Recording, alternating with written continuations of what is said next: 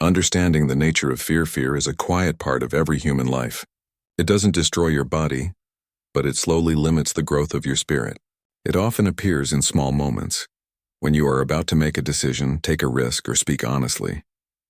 There is that familiar voice in the background asking, "What if I fail? What if others don't understand? What if things don't work out?" Most of us know this voice well, and too often we let it decide for us. Fear convinces us to stay silent when we should speak, to stay still when we should move, and to remain in situations that no longer help us grow. We tell ourselves that we are only being careful, but deep down we are protecting our comfort, not our safety. It is easy to confuse fear with logic because fear sounds reasonable. It says, "Wait a little longer," or "Be sure first," when in reality we are only avoiding discomfort. Many people live their entire lives this way, moving through routines that feel safe but empty. They work, scroll, smile, and repeat the same patterns while a quiet part of them feels unfulfilled. The real sadness is not that life is short, but that many never truly live it with openness and presence. As the Stoic philosopher Seneca wrote, "We suffer more often in imagination than in reality." Most of what we fear never actually happens. Yet we pay for those imagined worries with our peace of mind. Fear becomes a habit, a mental loop that keeps us thinking about possible outcomes instead of living the current moment. But fear, when understood correctly, is not an enemy. It is a messenger reminding us that something matters, that there is an opportunity for growth or courage waiting to be discovered. When we meet fear with curiosity rather than resistance, it begins to lose its strength. It shows us where our limits are and gives us a chance to expand them. Understanding this changes everything. Instead of asking, "How can I avoid fear?" ask, "What is it trying to teach me?" Because real peace doesn't come from eliminating fear. It comes from learning to walk beside it calmly, knowing that it no longer controls your choices. The Stoic view. Fear as a teacher. The Stoics understood something very important about fear, that it is not meant to be destroyed, but understood. They never tried to remove fear completely because they saw it as a natural part of being human. Instead, they approached it with reason and curiosity. Fear in their eyes was not a sign of weakness, but a signal that the mind needed clarity. Marcus Aurelius, one of the great Stoic thinkers, wrote, "If you are distressed by anything external, the pain is not due to the thing itself, but to your estimate of it." In other words, it's not the event that troubles us, but how we interpret it. Fear often begins in the imagination, in how we think about the future rather than what is actually happening. Once we start examining our fears, we often see that they are built from assumptions, not facts. Zeno of Citium, the founder of Stoicism, taught that fear is a distortion of judgment. We believe something terrible might happen, and because we focus on it, it begins to feel certain.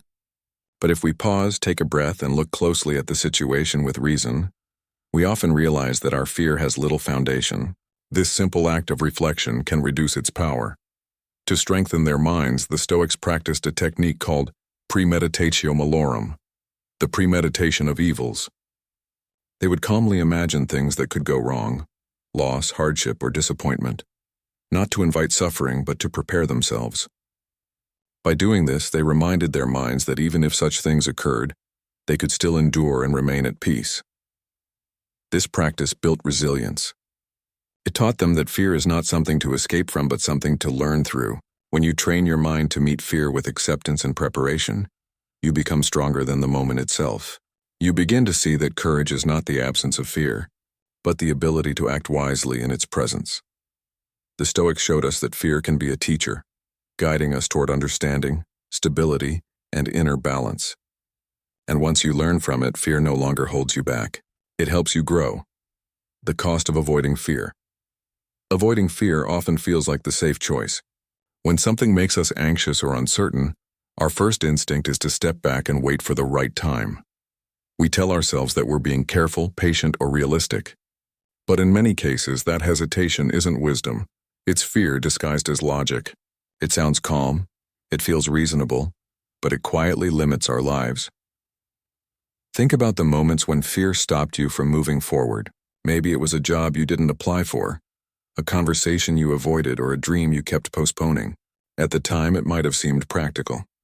Yet later, You may have realized that the true reason wasn't lack of readiness. It was the discomfort of facing the unknown. And this is what the Stoics warned against: allowing temporary emotions to guide lasting decisions.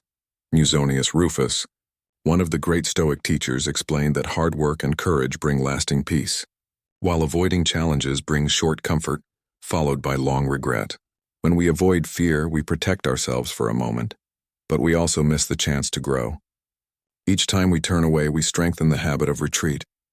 And slowly, that habit becomes a wall, one that separates who we are from who we could become. Facing fear doesn't mean rushing into danger. It means meeting life as it is, uncertain, unpredictable, but full of opportunity. The Stoics believe that true freedom comes when we stop resisting discomfort and start using it as a path to self-mastery. Fear is part of that process.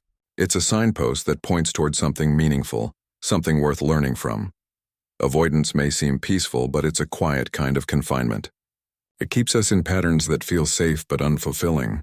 When you choose to face fear, even in small steps, you begin to reclaim your strength. You realize that growth and peace do not come from hiding, but from moving forward with calm awareness. The cost of avoiding fear is not the loss of opportunity alone.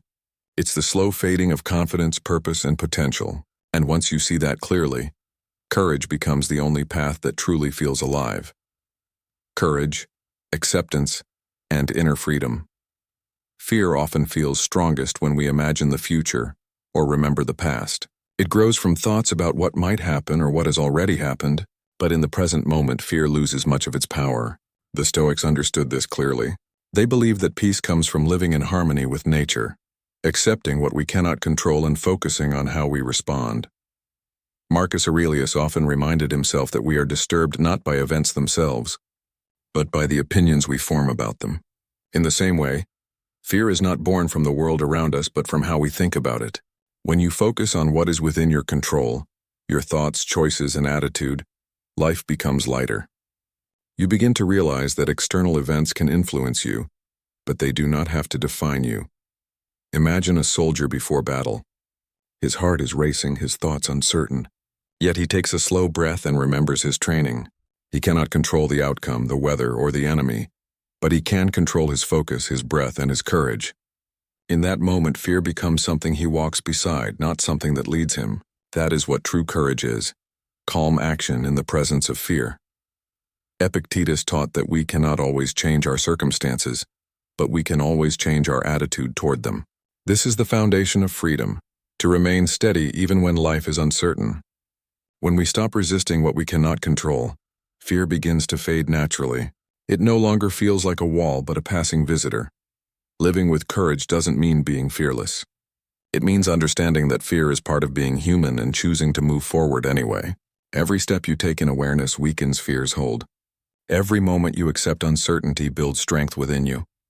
When you face life this way, calmly without resistance, you begin to discover a quiet kind of freedom. A freedom not from challenges but from the hold they once had on your mind. And that is the essence of Stoic peace: steady, balanced, and unshaken by what lies ahead.